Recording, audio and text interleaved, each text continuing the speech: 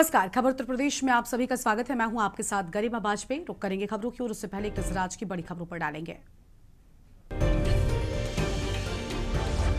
भारत में जापान से का रास्ता साफ। यूपी जापान इन्वेस्टमेंट मीट में बोले सीएम योगी, दोनों देश की एक सोच।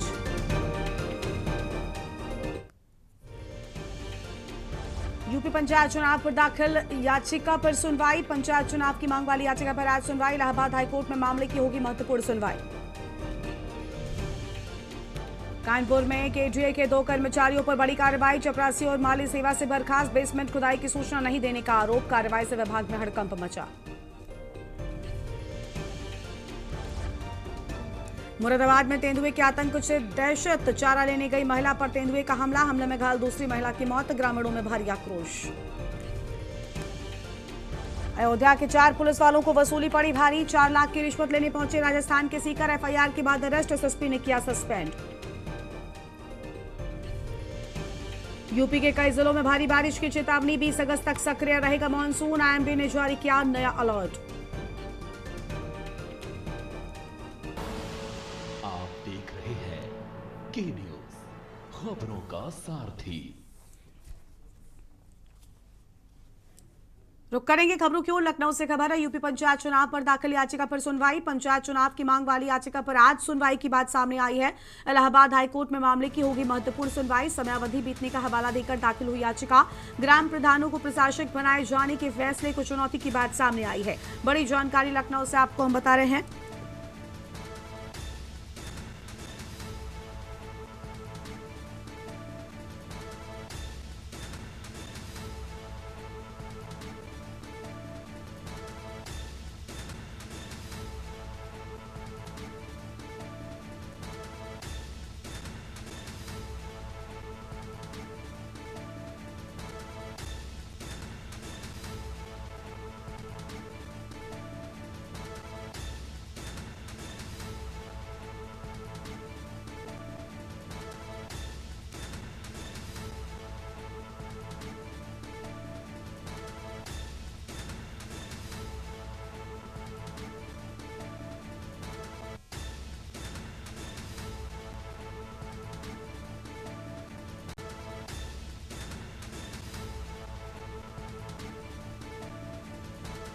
यूपी पंचायत चुनाव पर दाखिल याचिका पर सुनवाई की बात सामने आई। बड़ी जानकारी आपको हम बता रहे हैं।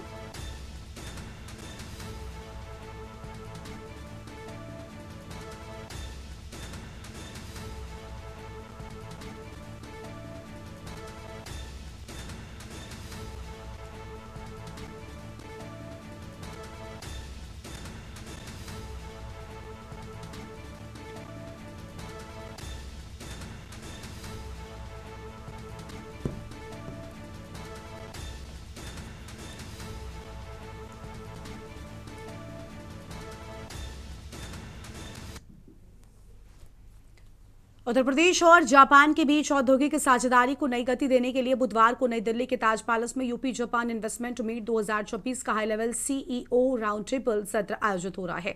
18 से 23 अगस्त तक चलने वाले इस आयोजन में जापान के 200 से अधिक उद्योगपति, सीईओ, बिजनेस लीडर्स और नीति निर्माता शामिल हो रहे हैं। सीएम योगी आदित्यनाथ की अध्यक्षता में होने वाली राउंड टेबल मीटिंग में निवेश, green hydrogen, renewable energy, electric mobility, semiconductor, advance materials, automotive components और डिजिटल इंफ्रास्ट्रक्चर जैसे क्षेत्रों में सहयोग पर चर्चा हो रही है। मुख्यमंत्री प्रदेश में कार्यरत जापानी कंपनियों के सीईओ को सम्मानित करेंगे और उत्तर प्रदेश के औद्योगिक एवं अवस्थापना प्रगति पर वीडियो प्रस्तुति दिखाई जाएगी। जापानी निवेशकों को राज्य की नीतियों और उपलब्ध सुविधाओं की विस्तृत जानकारी भी दी जाएगी। निवेश को जमीन पर उतारने की दिशा में कार्यक्रम में 2 बड़ी परियोजनाओं की वर्चुअल ग्राउंड ब्रेकिंग होगी। आज कार्यक्रम में सीएम योगी ने शामिल होने के बाद जापानी निवेशकों के सामने कहा कि पीएम मोदी के प्रयासों से भारत जापान संबंध नई ऊंचाइयों को छू रहे हैं। ऑटोमोबाइल, हाइड्रोजन एनर्जी समेत कई सेक्टर में यूपी में निवेश की अपार संभावनाएं हैं। उन्होंने कहा कि यामानाशी के गवर्नर के नेतृत्व में जापानी प्रतिनिधिमंडल यूपी में निवेश को लेकर उत्साहित है। जापानी निवेश प्रस्तावों को जमीन पर उतारने में हम सफल होंगे। सीएम योगी ने बताया कि 22 अगस्त को जापानी प्रतिनिधिमंडल वाराणसी जाकर श्री काशी विश्वनाथ के दर्शन करेंगे और भारत जापान साझेदारी को यूपी में निवेश और रोजगार के नए अवसरों में बदलने पर जोर भी दिया जाएगा।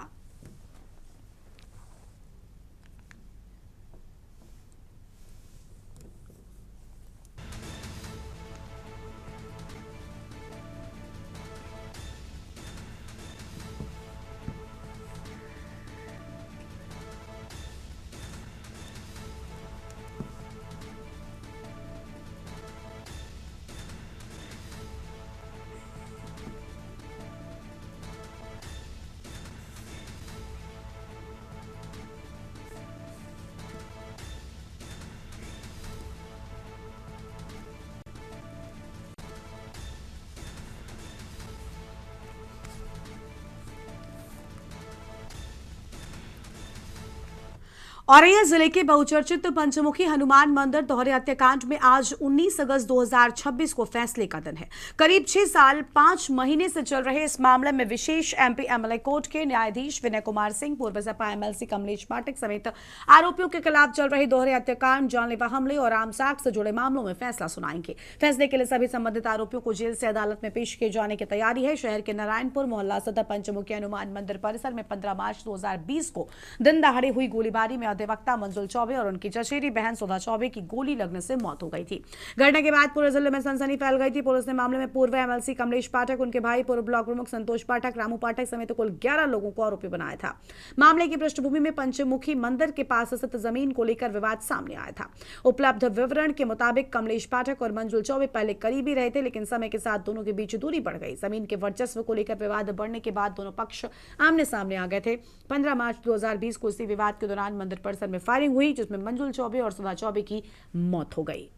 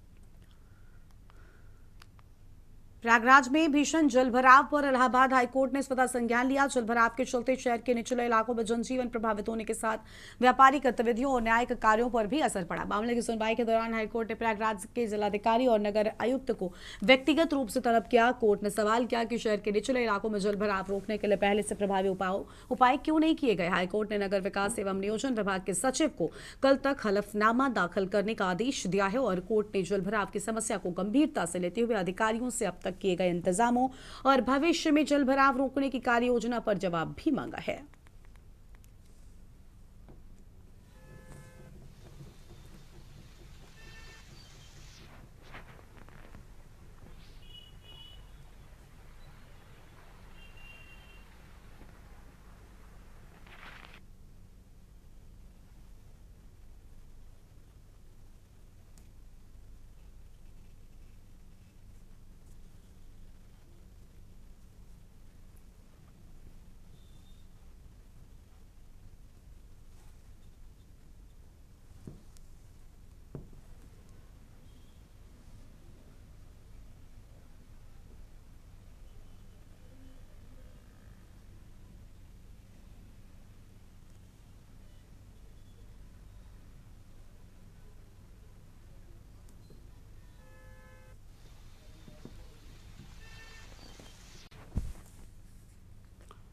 कासगंज में एक बाबा के द्वारा अपनी 14 वर्षीय नाती को कमरे में बंद किए जाने का मामला सामने आया। करीब 21 घंटे के चले घटनाक्रम के बाद पुलिस ने बाबा और नाती को समझा बुझाकर घर से बाहर निकाला। इसके बाद कोतवाली प्रभारी दोनों को थाने ले गए, जहां पूछताछ की गई। मामला कासगंज कोतवाली क्षेत्र की राजपूत डेंटल वाली गली का है। यहाँ पर रिटायर्ड हेड कांस्टेबल बाबूराम अपने 14 वर्षीय नाती दिग्विजय के साथ अकेले रहते हैं। किशोर के माता पिता जयपुर में रहकर नौकरी करते हैं और वो अपने बेटे को अपने साथ जयपुर ले जाना चाहते हैं। परिजनों के मुताबिक बीते दिन उन्होंने घर का दरवाजा खुलवाने का प्रयास किया, लेकिन बाबा ने दरवाजा ही नहीं खोला। इसके बाद किशोर के माता पिता ने पुलिस को घटना की सूचना दी। पुलिस ने मौके पर पहुंचकर बाबा को समझाने का प्रयास किया, लेकिन आरोप है कि बाबा ने पुलिसकर्मियों को गोली मारने की धमकी दी। स्थिति को देखते हुए देर रात एसपी के निर्देश पर घर के आसपास से पुलिस बल हटाकर सादी वर्दी में पुलिसकर्मियों को तैनात किया गया है। करीब 20 घंटे बाद सुबह लगभग 4 बजे कोतवाली प्रभारी के समझाने पर बाबा ने घर का दरवाजा खोला। पुलिस ने दोनों को बाहर निकालकर थाने ले जाकर पूछताछ की। नाती दिग्विजय ने पुलिस से गुहार लगाई कि वो अपने माता पिता के साथ जयपुर नहीं जाना चाहता और बाबा के साथ ही रहना चाहता है। पुलिस पूरे मामले में दोनों पक्षों से पूछताछ कर रही है।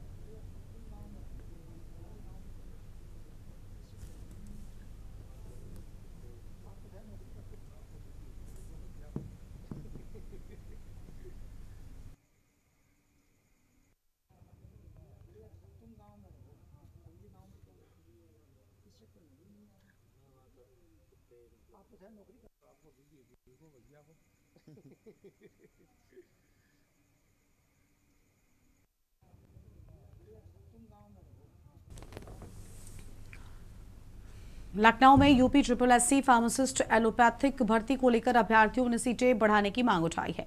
अपनी मांग को लेकर अभ्यर्थियों ने डिप्टी सीएम ब्रजेश पाठक के आवास पहुंचकर उनसे मुलाकात की और अपनी समस्याएं उनके सामने रखी हैं। अभ्यर्थियों का कहना है कि फिलहाल 564 सीटों पर भर्ती प्रक्रिया जारी है, जबकि फरवरी 2025 तक RTI के जरिए मिली जानकारी के मुताबिक फार्मासिस्ट के 804 पद खाली थे। ऐसे में अभ्यर्थियों ने डिप्टी सीएम के सामने रिक्त पदों के अनुसार भर्ती की सीटें बढ़ाने की मांग रखी। अभ्यर्थियों का कहना है कि अगर विभाग में पद खाली हैं तो उन्हें भर्ती प्रक्रिया में शामिल किया जाना चाहिए, ताकि ज्यादा से ज्यादा योग्य उम्मीदवारों को रोजगार का अवसर मिल सके। अब देखना होगा कि अभ्यर्थियों की इस मांग पर सरकार और संबंधित विभाग की ओर से क्या निर्णय लिया जाता है।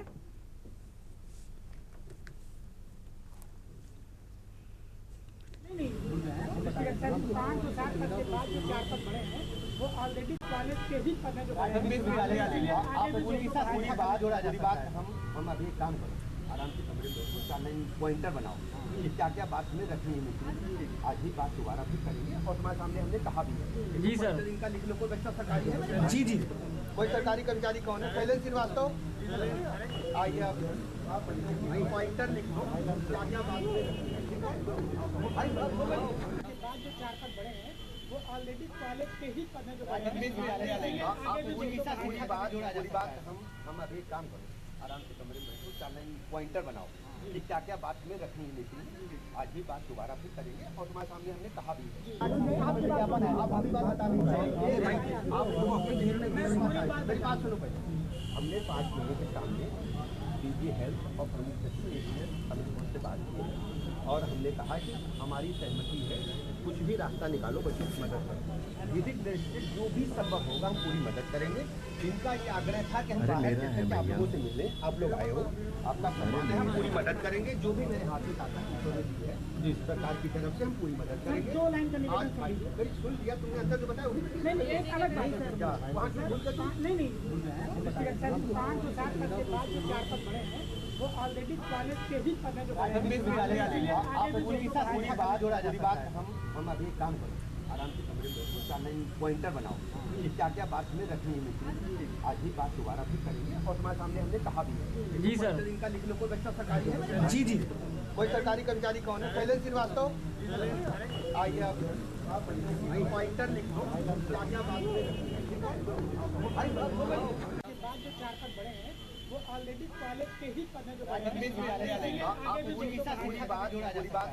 हम अभी एक काम करो, आराम से कमरे में बैठो, चालान पॉइंटर बनाओ कि क्या क्या बात हमें रखनी है मीटिंग। आज ही बात दोबारा। अमेठी में लगातार बारिश के बीच दर्दनाक हादसा सामने आया है, जहां सुबह करीब 5 बजे एक कच्चा मकान भरभराकर गिर गया। हादसे के वक्त घर में सो रही 65 वर्षीय महिला मलबे में दब गई और जिससे उसकी दर्दनाक मौत हो गई। इतना ही नहीं, मकान में बंधी 2 बकरियां भी मलबे में दब गई और उनकी भी जान चली गई। घटना अमेठी थाना क्षेत्र के गंगोली गांव की बताई जाती है। मकान गिरने की सूचना मिलते ही पुलिस और प्रशासन की टीम मौके पर पहुंची। राहत बचाव का काम भी शुरू कर दिया गया है।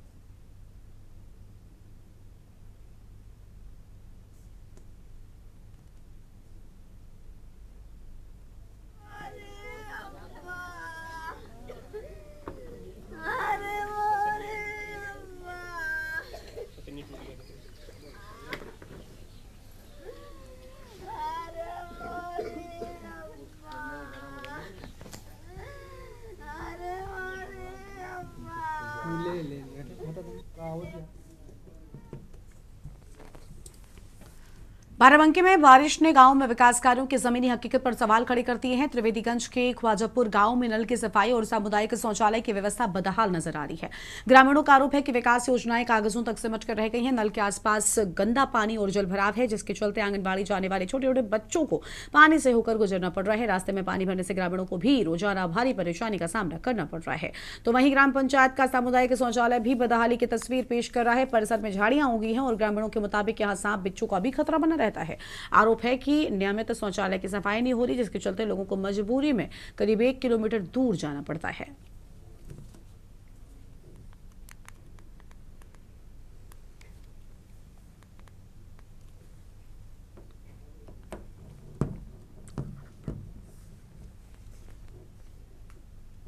कानपुर के कल्याणपुर में एक निजी अस्पताल में गर्भवती महिला की इलाज के दौरान मौत के बाद जमकर हंगामा हुआ। मामला है डिवाइन हॉस्पिटल का, जहां पर महिला की मौत के बाद परिजनों ने अस्पताल में हंगामा कर दिया। हालात बिगड़ते देखकर डॉक्टर और स्टाफ मौके से निकल गए। हंगामे की सूचना मिलते ही पुलिस मौके पर पहुंची, किसी तरह से परिजनों को शांत कराया। मृतका के परिजनों का आरोप है कि सामान्य डिलीवरी के लिए 40,000 रुपए और ऑपरेशन के लिए करीब 1.5 लाख रुपए की मांग की गई थी। बताया जा रहा है कि परिजन महिला को इलाज के लिए रसूलाबाद से कल्याणपुर लेकर आए थे, लेकिन इलाज के दौरान उनकी मौत हो गई, जिसके बाद अस्पताल की व्यवस्थाओं और इलाज को लेकर कई सवाल खड़े हो रहे हैं। परिजनों का आरोप है कि मरीज रेफरल और कथित दलालों के चक्कर में फंसकर यहां पहुंचा था। वहीं कल्याणपुर में ऐसे निजी अस्पतालों की कार्यप्रणाली को लेकर भी सवाल उठ रहे हैं।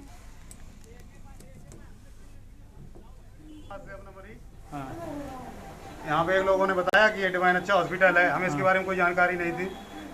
यहाँ पे लाए हम तो इन्होंने कहा अच्छा अस्पताल अच्छा है, यहाँ ले चलो, अपने मरीज को हम दिखाएंगे चल के। हमने कहा चलो ठीक है। यहाँ पे आए, इन्होंने बताया कि आपका मरीज सीरियस है और पहले कहा कि आप नॉर्मल करा देंगे, जितना रुपए लगता है पूरा ठेका ले रहे थे। ये कितने रुपए का? यानी नॉर्मल का बताया कि 40,000 रुपए, और ऑपरेशन का कितना? और ऑपरेशन का बताया 1.5 लाख रुपया। ठीक। यानी फिर इन्होंने कहा इन्फेक्शन निकला पेट में, हेपाटाइटिस है, बी पॉजिटिव बताया। हाँ, इन्होंने बी पॉजिटिव बताया कि मेरा बी पॉजिटिव है हेपाटाइटिस, इनका रिपोर्ट बताई कि इसका और अलग से रुपया लगेगा। और जब वहाँ पे मरीज मेरा डेड हो गया, फिर आरती हॉस्पिटल में ले गया वहाँ से। सपा मुखिया अखिलेश यादव के एक्सपोस्ट को लेकर यूपी की सियासत में बयानबाजी तेज हो गई है। बीजेपी ने अखिलेश यादव पर पलटवार करते हुए उन्हें मौजूदा कांग्रेस गठबंधन को लेकर चिंतित बताया है। बीजेपी नेता राकेश त्रिपाठी ने आरोप लगाया कि अखिलेश यादव कांग्रेस के गठबंधन से परेशान है और इमरान मसूद के बयानों के जरिए कांग्रेस उन पर दबाव बना रही है। राकेश त्रिपाठी का दावा है कि अखिलेश यादव नए गठबंधन सहयोगी की तलाश में बीजेपी के सहयोगी दलों पर डोरे डाल रहे हैं। उन्होंने आरोप लगाया कि अखिलेश जानबूझकर राजनीतिक अफवाहें फैला रहे हैं। बीजेपी नेता ने अखिलेश यादव को नसीहत देते हुए कहा कि उन्हें अपनी पार्टी के भीतर की गतिविधियों पर ध्यान देना चाहिए। चाचा शिवपाल यादव, चाचा अखिलेश यादव जी बहुत चिंता में है, परेशानी में है और इसीलिए भारतीय जनता पार्टी के गठबंधन पर लगातार डोरे डाल रहे हैं, अफवाहें फैला रहे हैं, तमाम प्रकार के प्रयत्न कर रहे हैं कि कैसे कोई अलायंस पार्टनर उनके साथ जुड़े, क्योंकि जिनके साथ अलायंस उन्होंने कर रखा है कांग्रेस पार्टी, इमरान मसूद के बहाने लगातार उन पर इतना दबाव बना रही है जो दबाव वो बर्दाश्त नहीं कर पा रहे। कांग्रेस से छुटकारा चाहते हैं और नए अलायंस पार्टनर ढूंढने के लिए ही कपोल कल्पित अफवाहें फैलाने की चेष्टा कर रहे हैं। बेहतर है कि वो अपनी पार्टी के भीतर निगाह रखें, क्योंकि जिस तरह से चाचा शिवपाल यादव चाचा आजम खान के साथ अकेले में गुफ्तगू कर रहे हैं, वो खतरे का संकेत समाजवादी पार्टी के लिए है। अखिलेश यादव के एक्सपोस्ट को लेकर यूपी की सियासत में बयानबाजी तेज हो गई है। बीजेपी ने अखिलेश यादव पर पलटवार करते हुए उन्हें मौजूदा कांग्रेस गठबंधन को लेकर चिंतित बताया है। बीजेपी नेता राकेश त्रिपाठी ने आरोप लगाया कि अखिलेश यादव कांग्रेस के साथ गठबंधन से परेशान है और इमरान मसूद के बयानों के जरिए कांग्रेस उन पर दबाव बना रही है।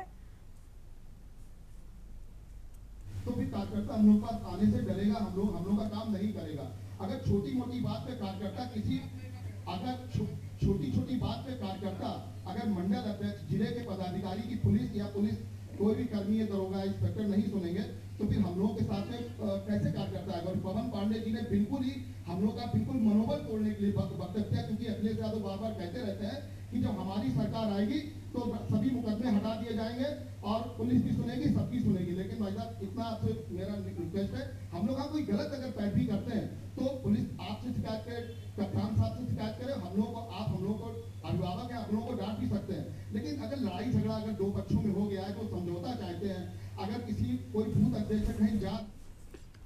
कन्नौज में अपनी ही सरकार में भाजपा कार्यकर्ताओं और पदाधिकारियों का दर्द खुले मंच पर सामने आया। राज्य मंत्री स्वतंत्र प्रभार असीम अरुण की अध्यक्षता में सदर क्षेत्र के रोमा मंच पर आयोजित चर्चा के दौरान कार्यकर्ताओं ने पुलिस की कार्यशैली और कथित भ्रष्टाचार को लेकर सवाल उठाए। कार्यकर्ताओं ने मंत्री के सामने यहां तक कह दिया कि पुलिस उनकी सुनवाई नहीं करती।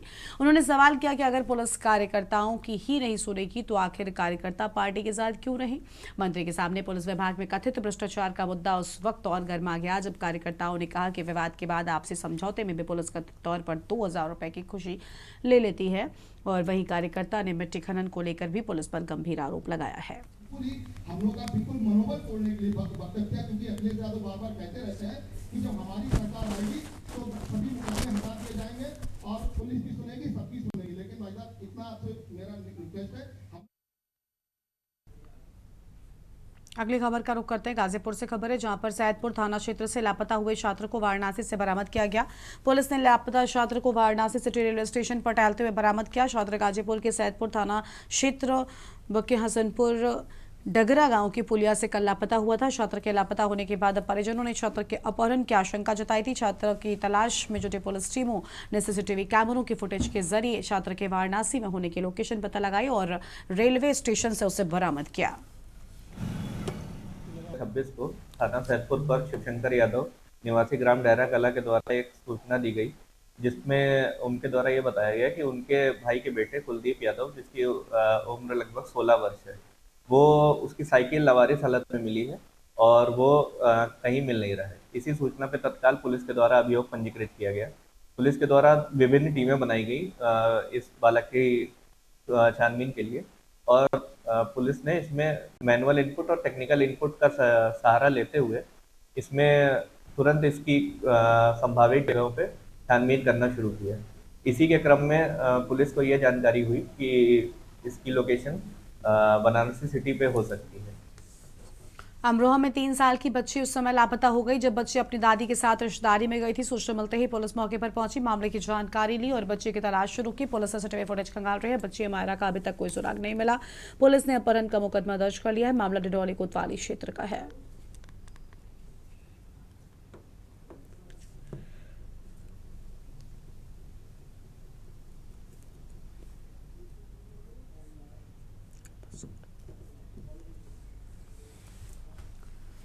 रामपुर से बड़ी जानकारी सामने आ रही है। समाजवादी पार्टी के वरिष्ठ नेता और पूर्व कैबिनेट मंत्री आजम खान की मुश्किलें एक बार फिर बढ़ती हुई नजर आ रही हैं। उनके ड्रीम प्रोजेक्ट मोहम्मद अली जौहर यूनिवर्सिटी में सुबह से ही ईडी की छापेमारी कार्रवाई जारी है और यूनिवर्सिटी के मुख्य गेट पर भारी पुलिस फोर्स के साथ अर्धसैनिक बलों की तैनाती कर दी गई और यूनिवर्सिटी परिसर और आसपास के इलाके में सुरक्षा व्यवस्था कड़ी कर दी गई। बताया जाता है जौहर यूनिवर्सिटी में लखनऊ से पहुंची ईडी की टीम सुबह से ही कार्रवाई में जुटी है और इससे पहले भी 13 सितंबर 2023 को आजम खान के घर पर ईडी ने छापेमारी की थी, जो करीब 60 घंटे तक चली थी। इसके बाद आजम खान से जुड़े मामलों में ईडी की जांच का दायरा बढ़ा था। वहीं इस बार जौहर यूनिवर्सिटी में ईडी की कार्रवाई के दौरान सुरक्षा के लिए अर्धसैनिक बल और स्थानीय पुलिस को तैनात किया गया। इस मामले पर पूर्व बार एसोसिएशन अध्यक्ष और सपा नेता एडवोकेट सतनाम सिंह मट्टू ने ईडी की कार्रवाई पर सवाल उठाए। उनका आरोप है कि छापेमारी के दौरान यूनिवर्सिटी आने वाले छात्रों की भी तलाशी ली जा रही है। फिलहाल ईडी की कार्रवाई जारी है और जांच एजेंसी की ओर से कार्रवाई को लेकर आधिकारिक तौर पर विस्तृत जानकारी सामने आने का इंतजार है। देखिए, मैं कचहरी जाने के लिए तैयार हो रहा था तो मुझे कुछ स्टूडेंट्स के फोन आए, बोले सर यहाँ पर कुछ लोग आए हैं, फोर्स भी है और वो हमें अंदर जाने नहीं दे रहे हैं। तो तब मैं आया, तो जब मैंने और हमारे फ़ोन नंबर बाई फोर्स लिए जा रहे हैं। हमने जब फ़ोन नंबर देने से मना किया तो हमें एंट्री बंद कर दी, बोले आप क्लास में पढ़ने नहीं जा सकते। और जिन बच्चों के पास फ़ोन नहीं थे, उन बच्चों को या फ़ोन नंबर नहीं थे, उन बच्चों की अंदर एंट्री ही नहीं दी गई है। कौन लोग हैं, क्या है? ये अपने आप को ईडी वाला बताते हैं। हमसे हमारा कार्ड मांगा, हमने इन्हें अपना कार्ड दे दिया कि हम एडवोकेट हैं और हमारी ये पहचान है। लेकिन इनसे हमने कहा आप भी अपना कार्ड दे दो, तो इन्होंने अपना कोई कार्ड नहीं दिया, बोले हम कोई कार्ड नहीं देंगे। लेकिन टाइम से वो चल रही है छापेमारी, ये मुझे कोई पता नहीं है। मुझे तो अभी मैं कचहरी आ रहा था तो मुझे किसी स्टूडेंट्स का फोन आया। यहाँ पर कितने लोग हैं जौहर यूनिवर्सिटी में जो ईडी की टीम बता रहे हैं अपने आप? मुझे कोई पता नहीं कितने लोग हैं, लेकिन गेट पर एक व्यक्ति है और बाकी फोर्स है। मैंने उनसे कहा कि आप बच्चों के पर्सनल जानकारी ना लें। इस बुलेटिन में इतना ही। देखते रहिए के न्यूज़ इंडिया। नमस्कार।